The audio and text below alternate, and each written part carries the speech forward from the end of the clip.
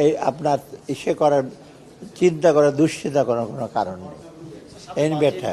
এনবিআরটা যেভাবে আছে কত টার্মস অফ রেফারেন্স হিসেবে এটা ইন্টারন্যাশনাল প্র্যাকটিস, পলিসি ডিভিশন আর ইমপ্লিমেন্টেশন ডিভিশন এক থাকে না, সব দেশেই আলাদা থাকে।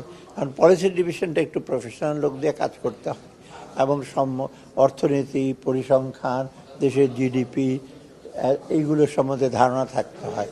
আর এনবিআর করবে এটা ইমপ্লিমেন্ট। এখন এনবিআর যদি পলিসিও করে, মানে যাদের খালি কাজ হলো কালেক্ট করা, তো এটা একটা কনফ্লিক্ট ইন্টারেস্টও থাকে। আমি পলিসি করলাম, আমি আবার লোকজনকে আদায় করলাম।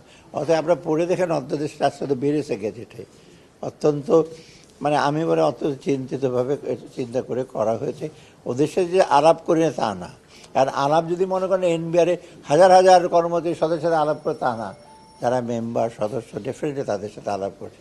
ওদিকে আবার প্রশাসনের লোকের কিছু মন্তব্য আছে, তাদের সাথে আলাপ করা হয়েছে। না, রাজস্ব আদায়ে কোনো প্রভাব না। রাজস্ব আমরা এই পর্যন্ত যেটা অলরেডি কিন্তু রাজস্ব আদায় গতবারের তুলনায় 2% কিন্তু বেশি হয়েছে, খুব হতাশাব্যঞ্জক না।